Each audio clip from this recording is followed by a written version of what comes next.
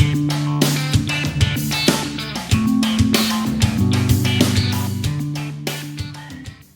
guys, it's Sheikh again here. Today our podcast is very special. We have Dr. Christina with us. Hi Christina. Hi, Faleigh. Thank you for coming to this podcast. A pleasure. Always a This pleasure. Saturday morning, disturbing your weekend. No, it's perfect. It's perfect. Guys, Dr. Christina, she's an amazing person. I was just Googling about her and looking at all her credentials and we got in touch. And our first conversation is like we know each other for more than 20 years. And we discussed about the subject matter of shared parenting and how fathers are important and so on. So I'm very, very happy today that Dr. Christina is with us today.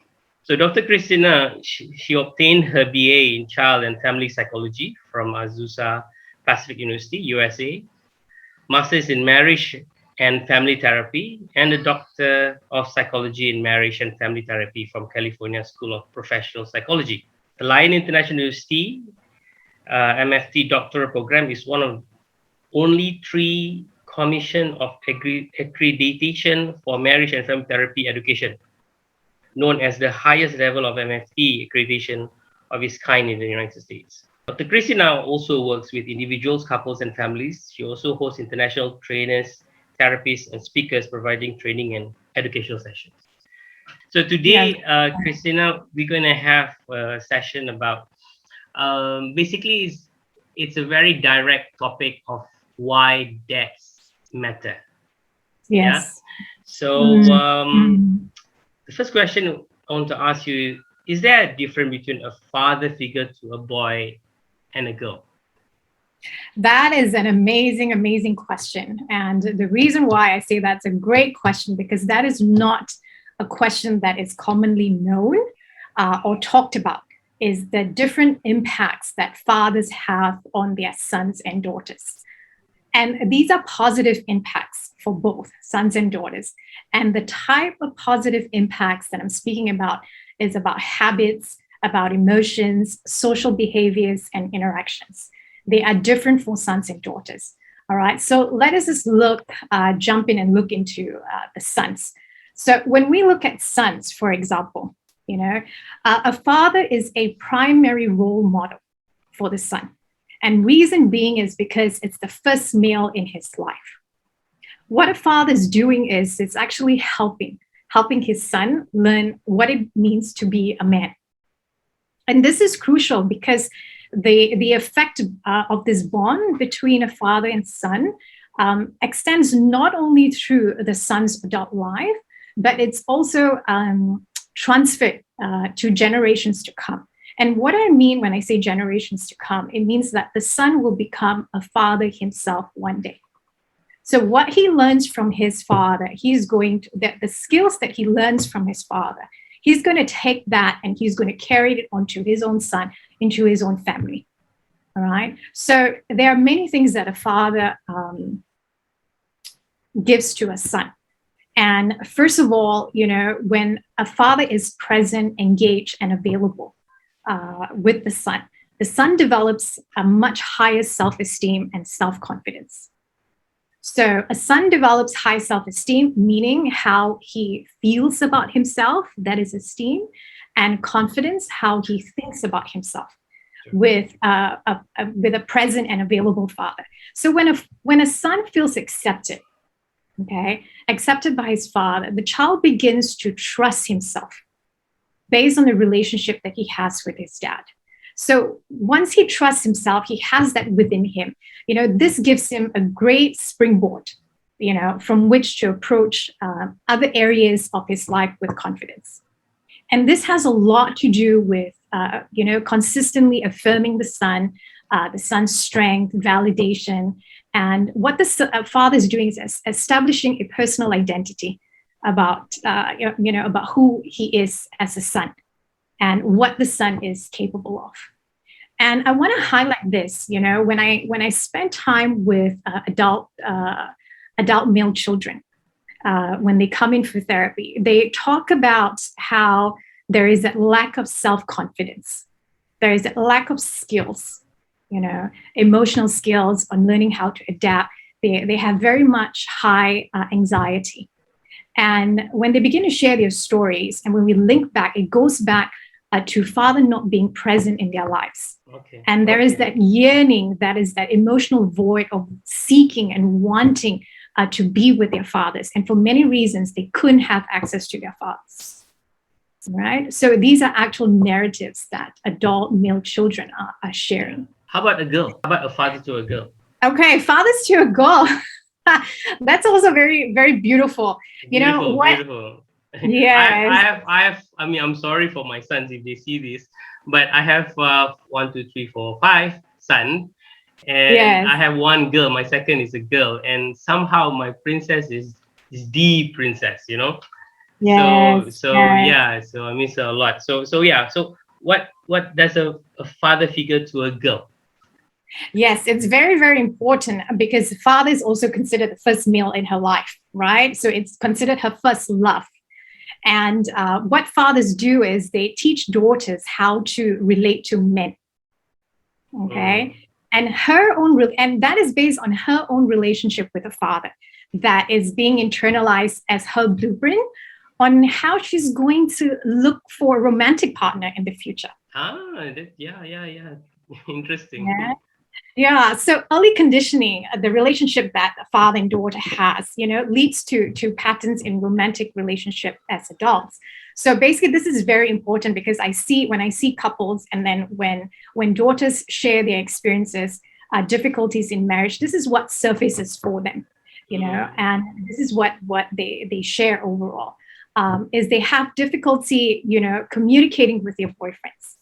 And they have, often fear of emotional intimacy because they never could personally relate to their own fathers because their fathers were not present in their lives. Yeah. And then they have carried on a very much less trusting relationship, and they're much more less satisfied in their relationship with their spouse. And it also has to do with much, poor communication skills that they, when they're in intimate relationship. Wow, when we actually talking about it, it's kind of scary for a daughter not to have a father figure, yeah? Yes, it is, because it's considered her first love, and things that happen in her life as a child, she may not have control. So it's either going to be her first love or her first disappointment. Yeah. That she's going to carry on for the rest of her life. And also, the way a father loves her mom, and although she may not be, they may not be married at that time, but how her father treats her mom in terms of kindness is the way that she's going to allow a man to love her as well. True.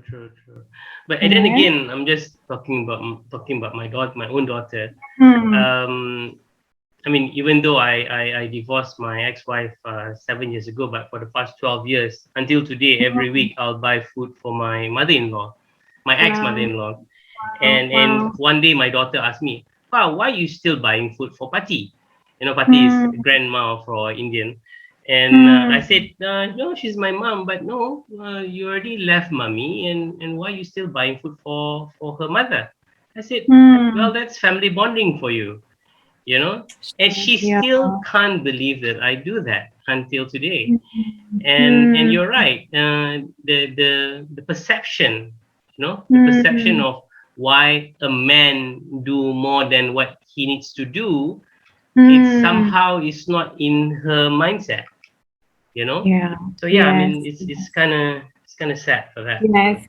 And she's young and she's absorbing, they're like sponges, they're absorbing. And sometimes I tell you what she absorbed is crazy. And at the age of 4, she's talking about Malaysian politics. Oh, yes. Okay. Yes. So this leads to my second question to you. Why is it important for a child to have a father in their day-to-day life? That is that is very, very, very important question. Actually, I want to highlight this question. Okay. Let me say this first. The leading child psychologist, Michael Lamb, all right, he reminded us that fathers are the forgotten contributors to child development. All right. And the reason being is because there are countless research out there focusing primarily on mothers, while the significance of fathers' involvement is not only often overlooked, but even believed to be of secondary importance or of to no importance at all. And but the good thing is, since the 1970s, there are more and more research now proving that fathers are more than just second adults in the home. Yeah. And these research are proving that fathers bring positive benefits to their children that no other person is likely to bring. And they bring something unique. They bring something special that makes them irreplaceable. They are considered irreplaceable contributors to the child's life. Yeah. And when I talk about unique, specifically is they bring something different from mothers, and they're not just second adults, no mommy substitutes. Father is just as important as mothers, and they are also the primary caregivers. Okay. Yeah, yeah. Now, why do I say that they are primary caregivers? All right. First of all, this is important. The question of when do fathers begin to execute their day-to-day role as a primary caregiver? Okay. And the answer to that is in the womb itself. When the baby is in the womb itself, the father already takes on that role. And what do I mean by that? Because the baby is able to recognize their father's voice at 8 months, 32 weeks in the womb, and immediately after birth. So the father's presence, talking, singing to the baby makes a huge difference. And sometimes fathers think, what do I do in this? Like, I don't feel I can contribute much. Yeah. Your voice matters. Your child is picking up on your voice. So speaking to the child, talking to the child, reading stories to the child, that matters a lot. And babies are not only able to recognize fathers' voices, they are also able to recognize bodily scents. So they're able to differentiate father's bodily scent and mother's bodily scent. Yeah. So and this is very special because this gives father the opportunity, to jump in and do hands-on bonding with their child. Yeah. Fathers, they cuddle, they can feed the baby, they snuggle the baby, and this special bond fosters the father bond very much quickly, and it speaks loudly that fathers and infants, can be equally as attached as mothers and infants from the beginning of life. True. And I want to highlight this, and I think this is also very important, that fathers parent differently. And when I say parent differently, they bring something unique to the child. And that uniqueness is in terms of play, in terms of communication, in terms of discipline. Yeah. Because sometimes father can be a clown to a child, and suddenly you can be a disciplinarian guy as well. So at the same time. So the child know, okay, I think I cannot do this because my dad, who are a cool dad, but suddenly he's angry, so I must have done something wrong. Right. And in terms of play, when it's important because fathers, they're much more physical, they're much more rigorous in terms of playing. There's tugging, there's tumbling, there's swinging. These are all risk-taking kind of play, but it's great. It's what the child needs to adapt to new environment. Teaching a child that it's okay to take risks. Exposing the child to new things. And I want to share this story that I experienced in when a couple came into my session, and the mother was just sharing the story about her daughter, her toddler daughter, where she felt that she was so afraid to get into the swimming pool, and the mother tried to encourage her, coax her, speak to her gently, and it was very much unsuccessful to get her into the pool. All right. So the mother tried whatever she could. All right. And the daughter was very firm. No, I'm not getting into the pool. So father came alongside the mother and suggested, to gently push her in. Push her in, just throw her in and see what happens. And the mom was sharing with me, she said, that sounds rather harsh, isn't it, for him to do that? But then she said, but I'm going to allow him. I'm going to allow him to parent her. I'm going to allow, and I'm just going to step back and just support him. And so the father came up behind his little girl, put his arms around her, and and they both jumped into the water together. All right. So the daughter had this shocked face, she was stunned by it. And naturally, the mom was saying, I wanted to go up to her, and I want to tell her it's okay. But she knows if I do that, she might cry. Yes. So, but instead, my husband stepped in immediately, and my husband laughed, and he gave her a high five. Yes, exactly. And then she said, "Oh, that was fun." The daughter said, "That was fun, Daddy. Let's do it again." And she was in the water for hours. Yeah. So you see the balancing of both, where the mom brings in that empathy, that sensitivity, while the father brings in that risk-taking, approach. Perfect. Yep, exactly. Yeah. So hence why I always tell couples that a couple can be separated and divorced, but once you're a parent, you're parental to yes. the family bonding, the balance is always there as a package, Yes. You can't parent with one or the other. Yes, very much. Follow with my next question.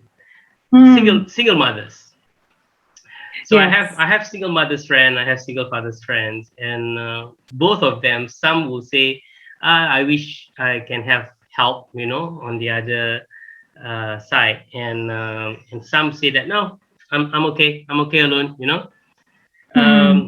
So specifically to single mothers, claim that their child does not need a father, as they could be also a father figure to the child. I know we just talked about it, but what is your opinion on this? Can you elaborate? Yeah, definitely.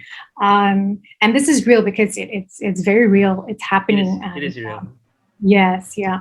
So now I just want to just share a little bit that we cannot deny that there is an aspect of maleness and femaleness that is needed to complement a child's holistic, well-rounded, healthy development. We can't deny that. Yeah. Okay, so the biological father brings something unique, as mentioned before, right? For a son, and teaching a son how to lead a family, teaching a son how, to address life matters with skills in his hands. And for daughters, teaching a daughter how to have a healthy relationship with a man, how to take risks to develop confidence and adaptability, So just as a female, the biological mother brings something unique.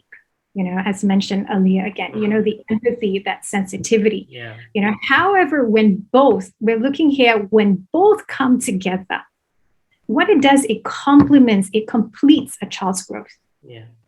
And we can't separate them because it takes two to create a baby. It takes two to raise the child as well. It's not one over the other. The child needs both. Yeah. What are the adverse effects of single parenting?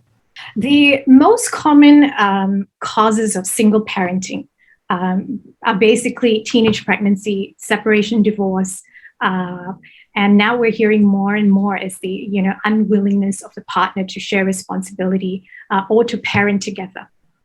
Okay, so when we take a look at single parenting within the context of separation and divorce, I want to talk a little bit about this, how it's important. The effects that come with this is, children of single parent, they suffer the most when couples are not committed to making their relationship work.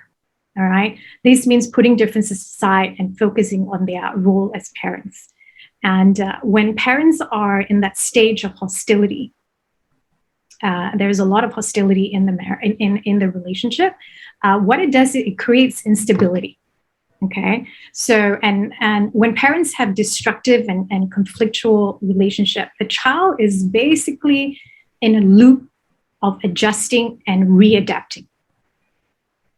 Okay, this isn't a form of emotional and physical stability that the child needs, because it's not providing any form of safety, security. And I'm talking about emotional safety and security. Yeah. All right. The child is in a constant state of alert, constantly anxious, constantly fearful, and worried about what is going to happen and the changes that is going to happen. Yeah. A child may not have the vocabulary It may not have a vocabulary to speak, but it's able to feel, and feelings are powerful. Fear is very powerful. Pain is very powerful, because these emotions is what creates behavioral issues. True. So when kids are exposed to that, all right, there is that behavioral and psychological issues that come, and I've seen it countless times, where their academics get affected, and they're acting out in school. Girls are cutting, and they're skipping school, and they're consuming drugs, to feel accepted by their peers, and also, to escape their reality of pain and uncertainty and instability, that's happening. So that creates low self-esteem. It creates a low sense of who they are, and they're more prone to various psychological issues, alcohol abuse, suicide attempts. And these are all based on the major changes that are affecting when the child is not at that stage for chaos and uncertainty. The child needs stability. So the child will feel lonely, will feel abandoned, will even feel guilty of what's happening. And this basically, children cope, to find ways to adjust, and it's usually unhealthy because either one or both parents are preoccupied with unresolved relationship issues. So the kids get pulled in, and what kids need, what children need, is a controlled environment, of fathers and mothers' presence. And it's just the basic of kindness, just showing kindness to each other. And that is, you're right, because I didn't see my daughter for 4 years, and before that it was 3 years every alternate weekends, and sometimes didn't see her for a few months as well. And when I saw her after 4 years, she is not the same person. She is this bubbly character. The world is hers. All these things. And when she see me for the first time after 4 years, face to face, like you say, she's constant alert. She is so not calm. There's so many things behind her mind. I know she wants to ask me so many questions, and she's not this girl that I know. And I'm just very, very worried about how is she going to grow up being this character. Like what you say all before, that she will feel insecurity, she will feel this, she will feel that. So hence why I'm doing this. I'm doing this so that hopefully somehow even my ex can see this and just forget about the past and focus about how important parenting is. Not about whatever happened before. Parenting is very, very important. A balance of a father and a mother throughout their childhood journey, is very, very important. So again, to all the mothers out there, also, we are hoping that what past is past. Let's focus on the child's mental health, emotional health. And the balance is important. So FRAM stands for that. It's not, yes, of course, our name is very gender biased, if you may say. It's called Father's Right, because the reason why we do that Father's Right is because there's so many women's right association already, there's so many child's right association already. So yes, we want to be very direct, making it father's rights, but our core standpoint is shared custody and parenting, because we believe parenting is the key to a child being successful in his or her life. My next question is maybe controversial, but as we all know, mothers are a beautiful role model. Mother, I love my mom. I love my ex-wife mom. I respect mothers. But one question that it's a stigma, or maybe nobody wants to say it out, is that, are fathers better parents than mother? Yes, I am comparing, but for today, we want to ask you a question. Are fathers a better parent than mothers?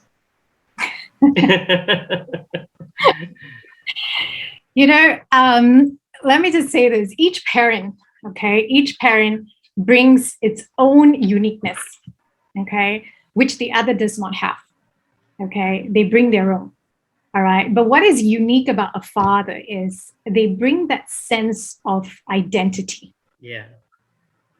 Okay, they bring that sense of identity.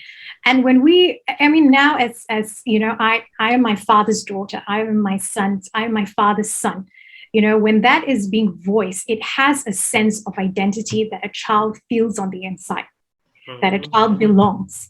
And although let me also share this with you, and these are real life experiences that I experience in my therapy sessions, yeah. And research has also proven that father's rejection.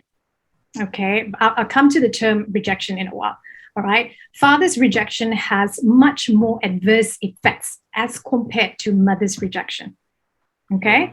It affects the child's social anxiety. It affects the child's ways of dealing and handling with the world. All right. It increases very much social anxiety in the child that creates loneliness in the child's adult life. All right. When I talk about rejection, all right, what happens between a mother and father? Okay, just say there isn't any agreement that's happening between a mother and father, and the child is taken away from a parent. All right, the child doesn't understand what is going on. So the child internalizes as being rejected. Okay, so when that happens, when a child internalizes, and research has proven this as well, so I'm not taking something out of thin air.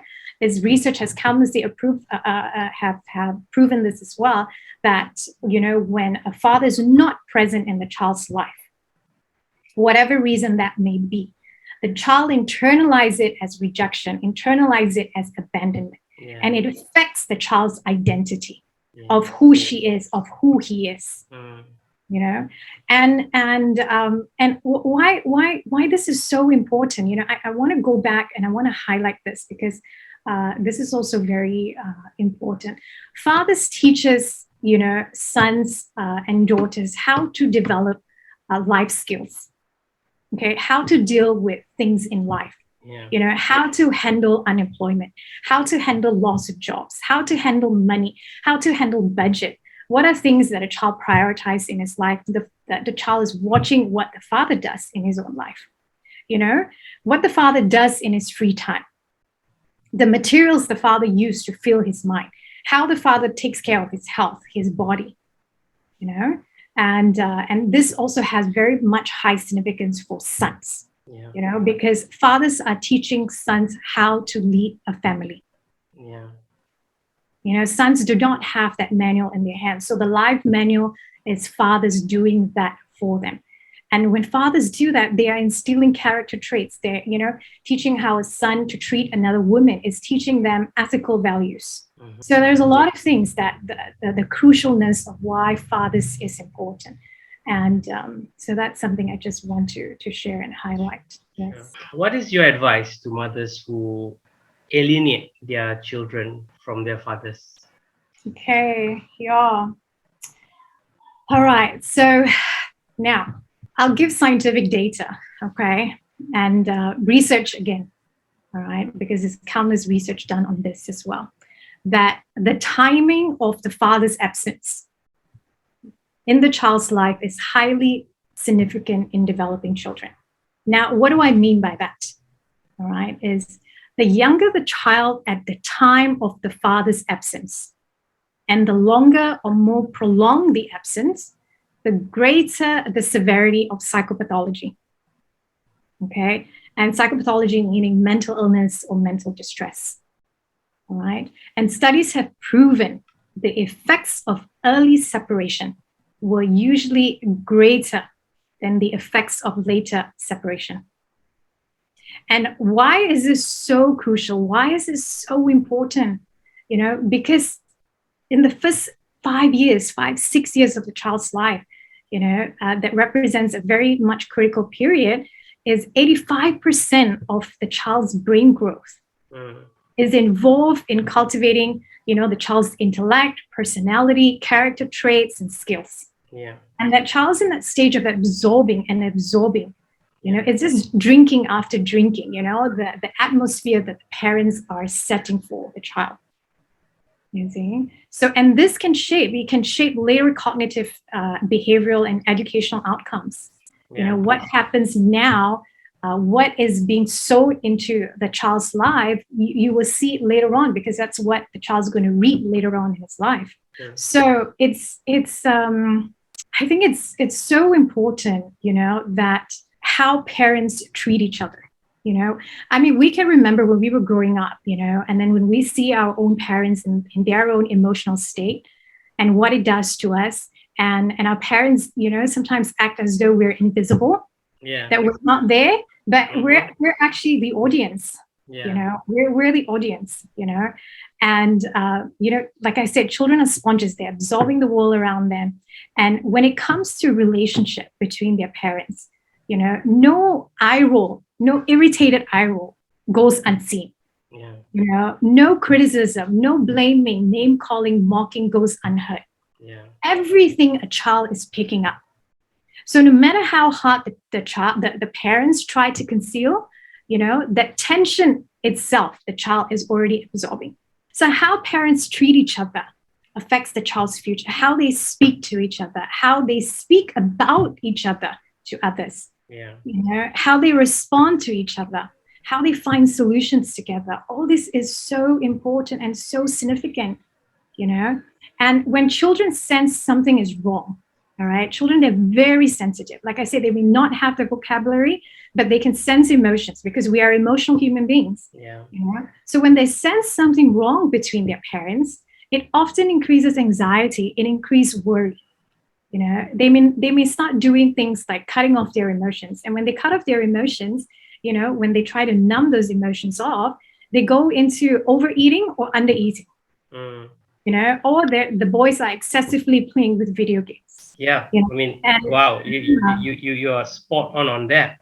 I have to relate back to my life, and my daughter was so skinny, and I know. Then I was like, it all boils down to what you said, that they're just too busy overthinking. What's happening in their life, and either they stress eating or they don't eat. Right. Because they can't go to mom and dad.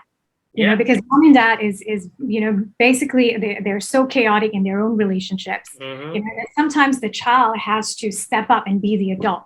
And stepping up, being adult, is the child would try to come in and try to say, mommy, don't do that. Daddy, don't say this.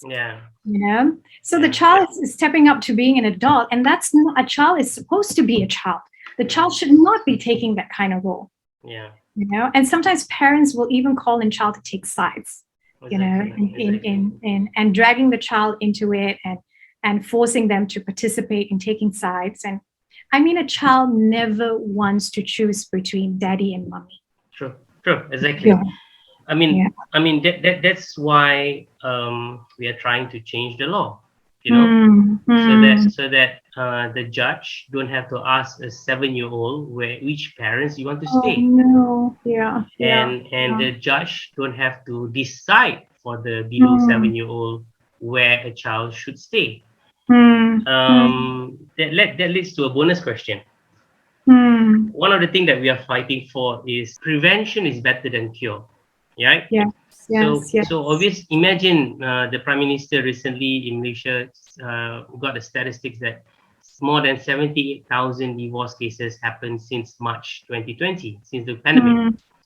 So maybe because of money, because of this and that, But imagine 78,000 divorce cases, meaning 78,000 based on the law today, that 90% maybe of the fathers will see less of their children. And children will see less of their loving fathers. That is just 1 year. Yes.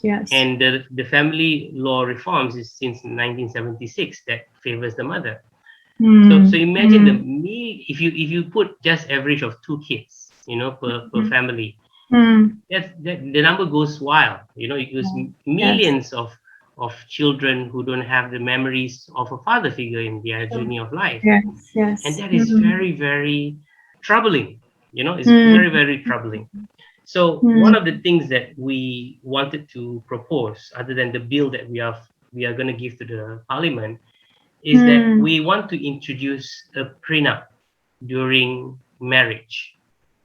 Okay. So let us settle with whatever that is now and before, with all the divorce cases and alienated children cases. But for the future, we want to stop the statistics. Mm. Mm. One of Mm. the things that we want to propose is introducing a prenup where during marriage, Mm. at the marriage registration table, there is a contract stating that if anything happened Mm. and lead to a separation or divorce, Mm. Mm. shared custody and Yes. parenting is Yes. mutual agreement. Yes. Yes. Number Yes. one. Number Mm. two, if there Mm. is anything happen in a marriage, separation or divorce, Mm. all parties have to go for a counseling session, Yes. not Yes. just the kid, because now currently only the kid is asked to go for psychological treatment, where this mental disorder is also affected the both parents. Mm. you know Mm. Mm. and Mm. and and mothers like to speak up to another mom or friends, but fathers, as I said, they are men, they have ego, they don't cry and talk about their personal problems with another man. Yeah. So hence Yeah. why the silent depression. I went through a 7-year silent depression as well. Mm. So my Mm. question to you is, how Mm. important a counseling session for both parents and not just the children? So we're talking about co-parenting, right? Yeah. Okay, yes, co-parenting is very, very, very important. But what happens between a husband and wife is a separate dynamic than parents. All right. So when parents are able to mutually decide and say, okay, look here, we're doing this for our children, we're putting differences aside. Yeah. So what co-parenting does is actually refers to a mutual joint effort, okay, of raising the children together with shared responsibility. Yeah. Okay, and co-parenting is critical for the children's sake. It's not for your sake, for the husband or the wife's sake. It's for the children's sake. Yeah. Okay, so when parents fail to co-parent properly, that's when it becomes damaging to the children. Mm-hmm. All right. So, for example, what do children learn? What do couples learn? Not we'll call that husband and wife, not couples, husband and wife that are already separated or divorced. Okay, what they do is they would learn how, teaching them together with their children. All right, watching parents communicate and cooperate respectfully. All right, teaching children good social skills that they can use for the rest of their lives. Yeah. Keeping children out of the middle of conflicts. True.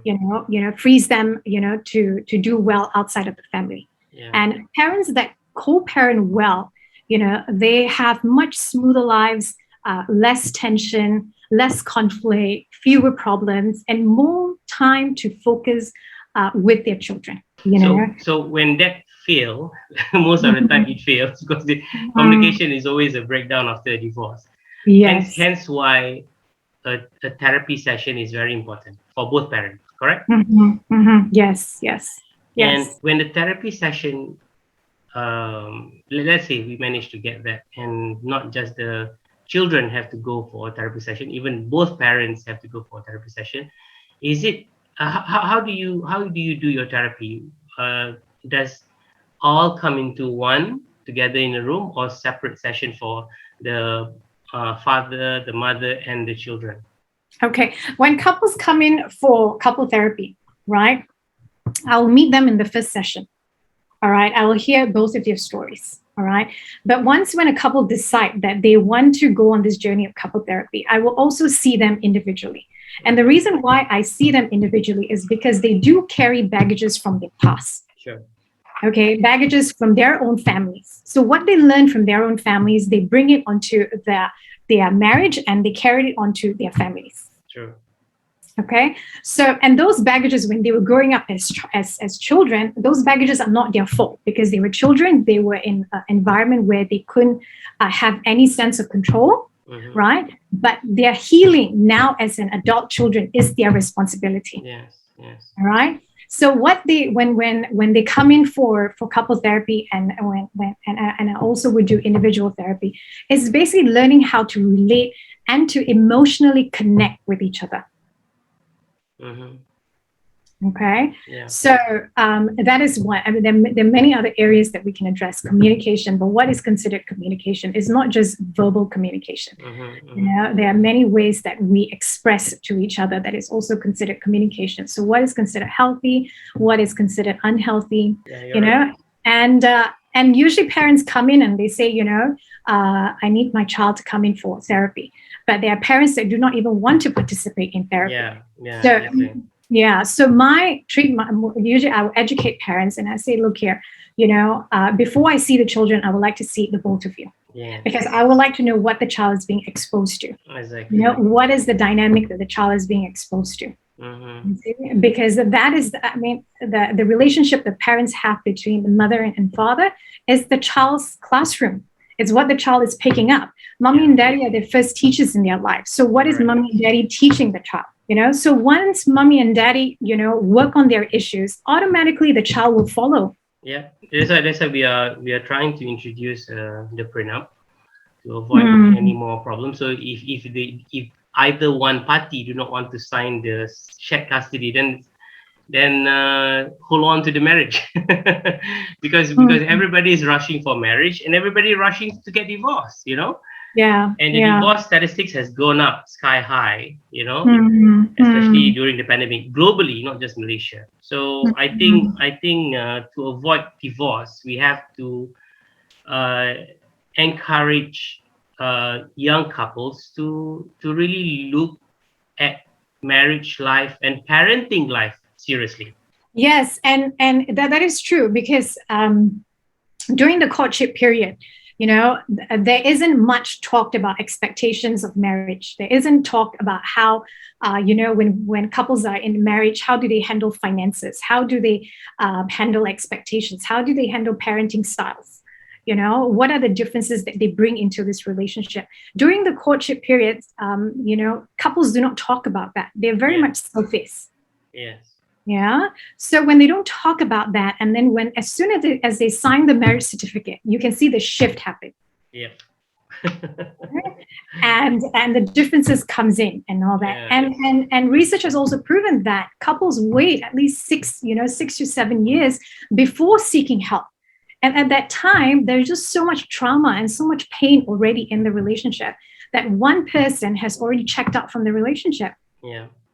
You know, so I encourage couples to come in quick, you know, even if it's 6 months or even if it's 1 week of you just getting married, you know, or even before marriage, you know, come on in, talk about it and express what is your desire of how a marriage should look like. How are we going to handle budget? Are we going to live with our in-laws? How do we set boundaries with our in-laws? Yeah.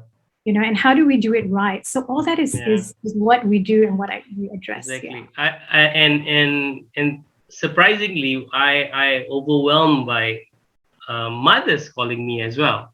You know, we receive callers from mothers and also fathers, and sometimes mothers will complain about their in-laws and everything, and asking me, can I talk to their husband? I was like, I can't be talking to your husband because you're complaining about the in-laws, but I can try to teach you on how to adapt with the situation and maybe try to find the window, the very small window, so that you can grab your husband and sit him down and discuss.